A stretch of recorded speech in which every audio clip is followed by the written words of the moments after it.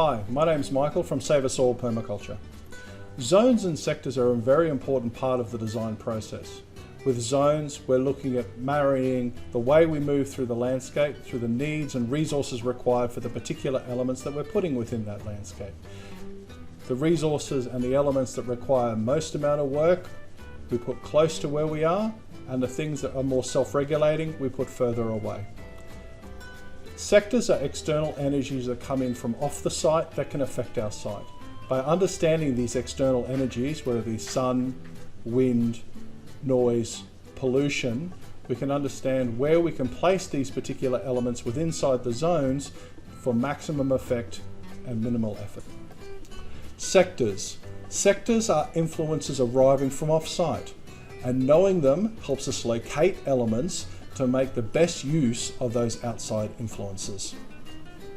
So when we're looking at the same map as we were before as far as our zones are concerned, from zone 1 through to zone 5, and now we're going to apply a sector analysis over the top of that map so we can start seeing how the external energies are influencing our site. So first off, we look at the summer sun. All right, so we look at this, when we're looking at the summer sun, we're coming in and we're looking at the summer solstice, which is the longest day of the year, the most sunlight we're going to get. All right, so what we're looking at is where it rises in the east and sets in the west. And you can see from this graph here that there's a huge scope of sunlight that happens throughout the day as it's traveling across the northern sky. Then we're looking, permaculture is not looking just for averages, we're looking to design for extremes. So what we're looking at, if we're looking for the most amount of sunlight, now we're going to be looking for the minimum amount of sunlight. So we go to our winter solstice and we look at the times of where the sun rises and where the sun sets within that scape. Now, combining the two together means we can see where there's going to be the most amount of sunlight, and from there we can gather where's the best place to be able to place our elements for that maximizing of solar capture from our plants and other infrastructure that comes into that space. From there, we look at the summer breezes. So here where I currently live, the northeast is the really cool, gentle summer breezes. So we want to invite them into our scape. All right, but in winter, it actually gets quite harsh. So we've got strong, harsh winter winds. And so we want to protect ourselves from that, but not just ourselves, but also our site as well. I mean, if we're feeling quite dry and uncomfortable in those westerly winds, you can imagine how the rest of the elements in our scape are feeling in that space. So if we can create the right environment for them, give them the best, they will give us their best.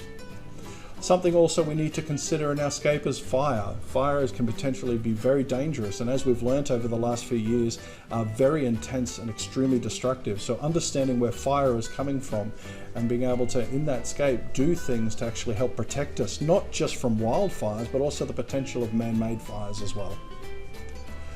When we're looking about view, okay, so where's the most aesthetic view that you like, where you can sit, it's your sit spot, your zen space, wherever it may be, and you like to look out over that scape, all right? But not only the beneficial views, but which is the views you'd like to block?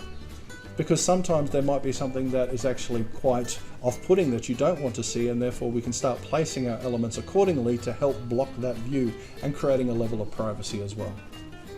The next one we can look at is neighbours. So, do you have a good neighbour? Do you have a not so good neighbour? Is it a benefit or is it a bane? Is it also something that you want to screen out because you want a level of privacy, or is it something you want to enhance because of the community relationship that you're building in that space? So understanding where that is, so therefore we can take it into consideration through our thoughtful observation. And the last but definitely not least that we'll be looking at is noise.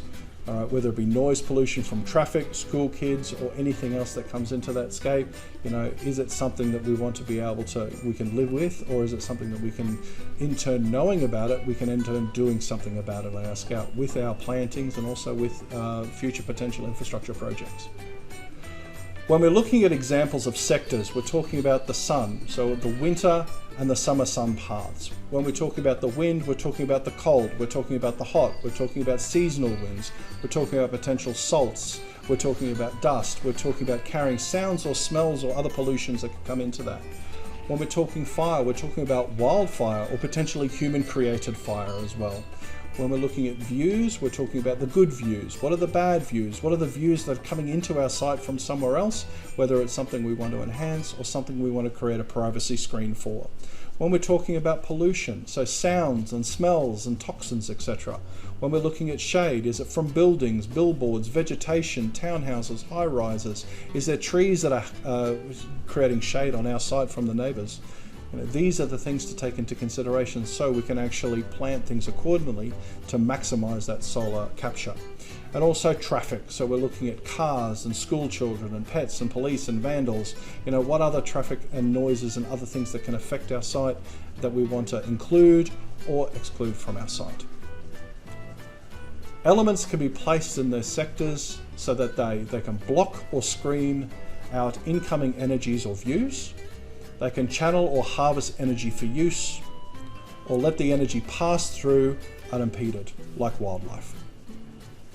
Bringing all these things together and mapping it out through thoughtful observation allows us to make informed decisions so we can start placing things accordingly within our landscape, not only to maximise their use, but also maximise the benefit.